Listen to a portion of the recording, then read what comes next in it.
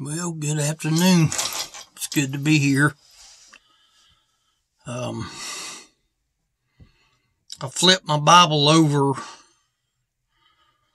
to the book of Jeremiah, chapter 17. It's amazing how God can give you a message if you're looking for a message. It truly is amazing.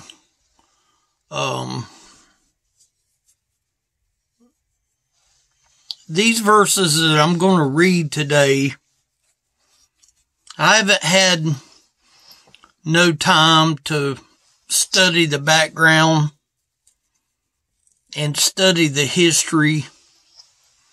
I'm the type of person that doesn't like to come out and bring a history lesson or to tell you the year that it was written in.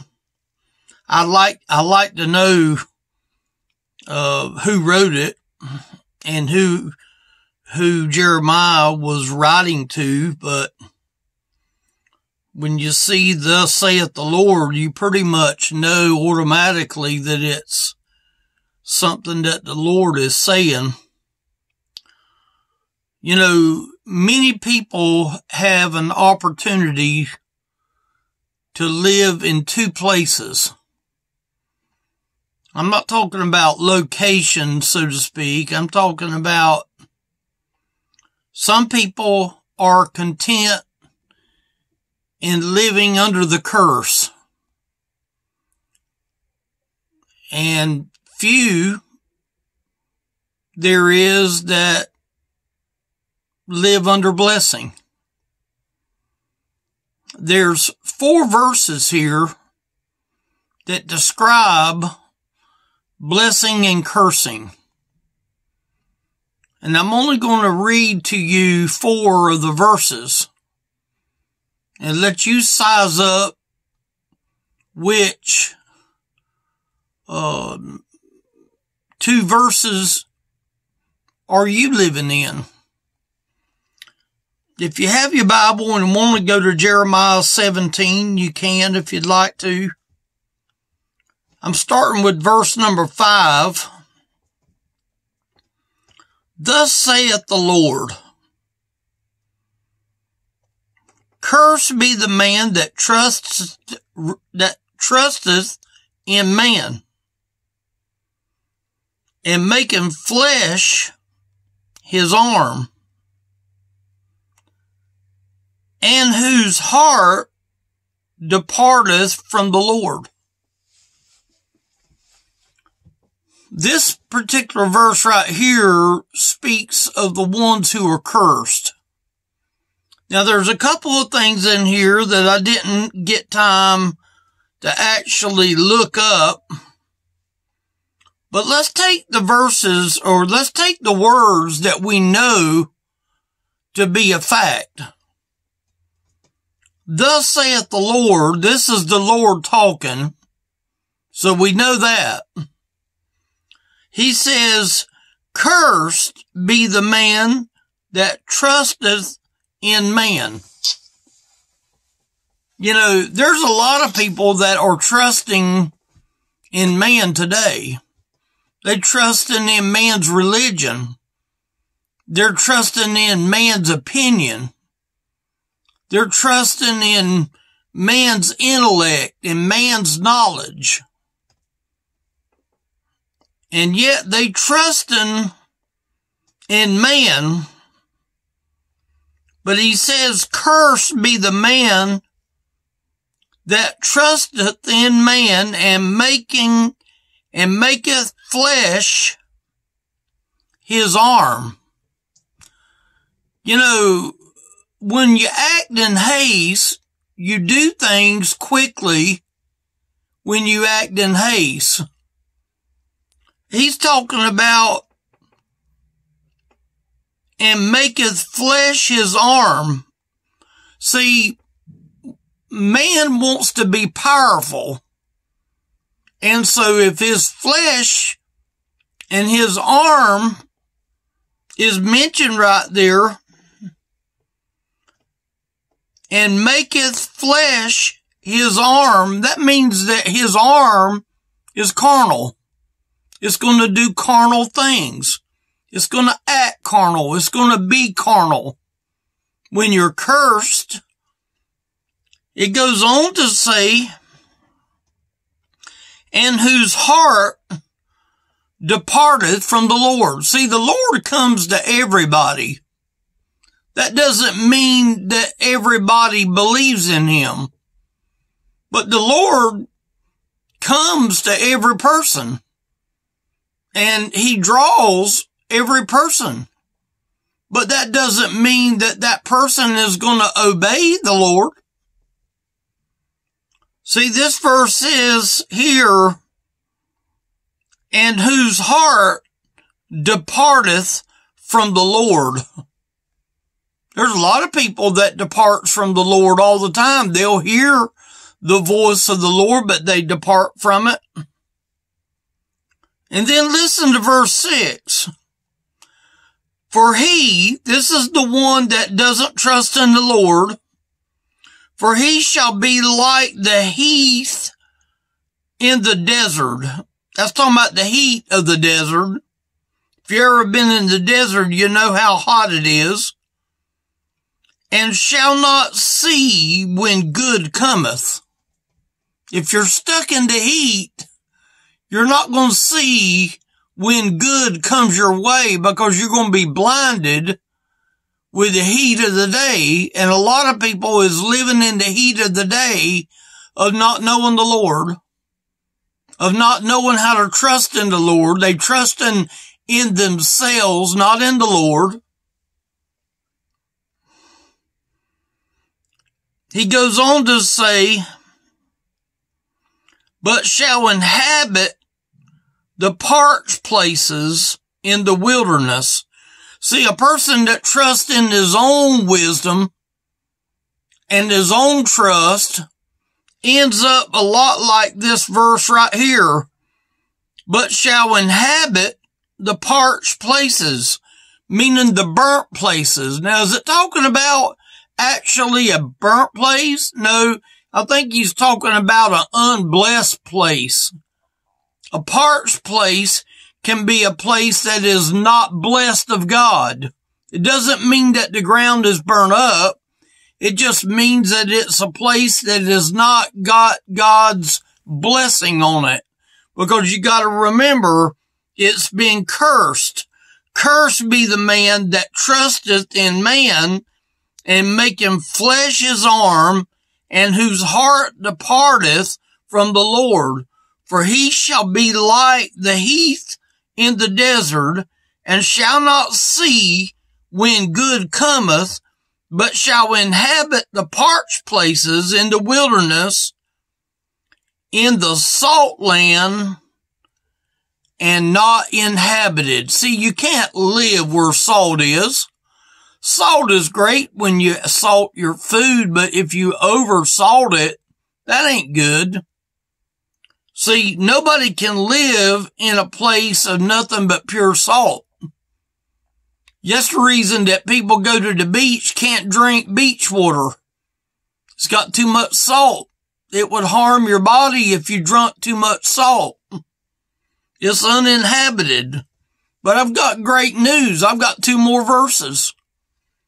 Listen at this verse here. In verse number 7, blessed is the man that trusteth in the Lord. Blessed means happy. Happy is the man that trusts in the Lord and whose hope the Lord is. There's a lot of people that don't trust in the Lord, and there's a few people that has learned to trust in the Lord. Sometimes we learn to trust in the Lord the hard way, but we still come around to the way of God's thinking. And this way here is blessed. But let's look on in verse number 8. The blessed man, for he shall be as a tree planted by the waters. I just made a message not long ago about the tree that fell in the branch, and I heard it crash to the ground. And this tree here that it's talking about here is a tree that is planted by the waters and that spreadeth out her roots by the river.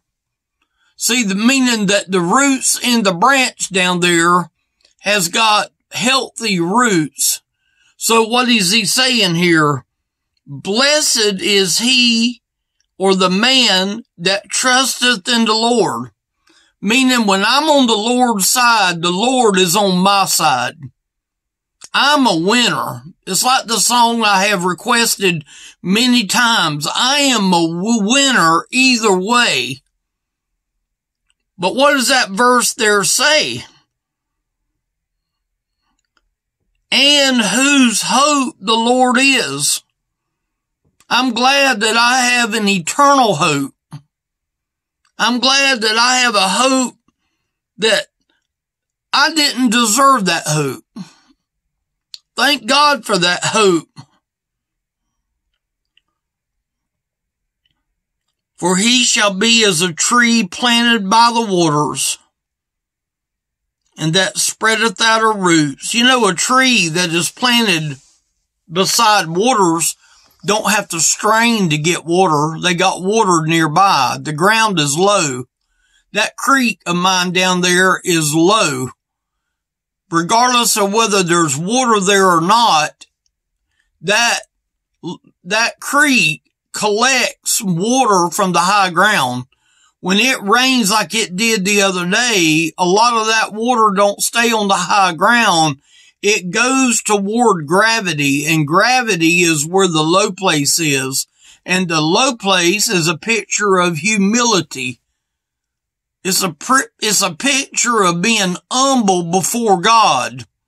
And that low place collects the blessings of the water that the tree needs to grow.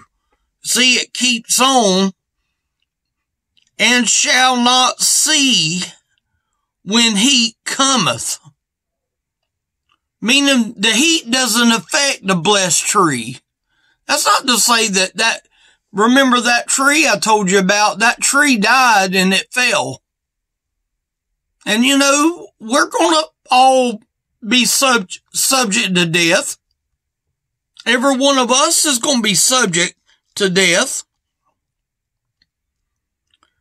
And shall not see when heat cometh, but her leaf shall be green. You know what a green leaf represents? Life. Health. The reason that so many people die is because their green leaf turns to autumn. And when autumn comes, you only have a certain amount of time for the leaf falls from the tree and falls to the ground. I've got a neighbor that's got real huge maple trees. And every year when it gets time of it getting cold, them maple leaves all fall to the ground. And guess where they blow? They blow on my side of the road. My place gets covered with all her leaves. Because the kind of trees that the people planted years ago, 30 and 40 years ago, they didn't think about the aggravation of the leaves. And the leaves fall. See, some of us are living in the autumn time of year. And then what happens after autumn? Then winter takes effect. And when winter takes effect, then the leaf falls, and great is the fall, and that leaf is forever dead. That leaf is basically a bunch of mulch that riches the soil to grow another plant. And that's what he's saying right here. But her leaf shall be green, meaning blessed, and shall not be careful in the year of drought. It don't have to worry about drought. A tree that is planted by the river of water doesn't have to worry about drought because it has enough of a supply that if it rains every now and then, it still gets the water that it needs in the location of where the tree is. See, and shall not be careful in the year of drought, neither shall cease from yielding fruit. Meaning when you got all the water you can handle and you got all the blessings you can handle, then you're going to give fruit.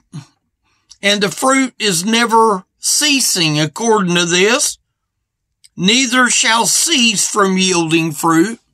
You know, my life one day might be over with, but I pray that the video will live on and on. If I died today, if I rolled over in the grave today, you know, my making the video would be over. But as long as YouTube is up, as long as someone is able to have a computer and somebody is able to go online and just happen to find this here video, I could be dead. I'm not today, thank God. But I'm not promised tomorrow. So the bottom line of this little message today, you have two verses that explains cursing. And you have two verses that explains blessing. The question I want to ask today, are you living in the two verses of cursing? Which is verse number 5 and verse number 6. You need to examine if verse number 5 and 6 lines up with your life, or does verse 7 and 8 line up with your life? See, I don't know. I'm not able to look in your life. I'm only able to look in my life. I know my life for years lived in verses 5 and 6. It lived in the place of cursing because I didn't know the Lord, not like I needed to. You know, I posted yesterday on Facebook that it's not religion, it's relationship. People can say that they have been a Christian and rejected Christianity. I had a man tell me the other day that he once was a Christian, but then religion, he doubted religion, and he was basically saying that being a Christian was religion. No, it ain't. Religion has nothing to do with Christianity. Christianity is a personal relationship with Jesus. That's what Christianity is. Christianity has nothing to do with religion. Now, a lot of people make it religion, but it has nothing to do with religion. So which verses are you content to be in? The blessing of cursing, which is not a blessing, by the way. A curse is not a blessing. Do you live in verse 5 and 6? Do you live in the place that is cursed? If you do, there's something you can do about it. You don't have to stay there and live in the place of curse, of where you're cursed. You don't have to live there. You can come down to the verse 7 and verse 8 where it says, blessed is the man that trusteth in the Lord. I don't see the Lord. I don't even see my next breath that I'm breathing right now. Somebody asked me to prove the Lord. I can't prove the Lord. I try by his word, but if somebody don't want to hear his word, then I'm not proving the Lord. I don't have to prove the Lord. I know him by faith, just like I take my next breath by faith. You know him by faith too. If it's somebody that you trust in, blessed is the man that trusteth in the Lord and whose hope the Lord is. It's talking about an eternal hope. It's not talking about a wishy-washy hope that I hope that I make it. No, you have a no-so hope that you know that you're going to make it. It's a hope that is an eternal hope. For he shall be as a tree planted by the waters, that spreadeth out her roots by the river, and shall not see when heat cometh, but her leaf shall be green, and shall not be careful in the year of drought, neither shall cease from yielding fruit. I hope this video finds you well, honestly. Elderly Ministry is the website.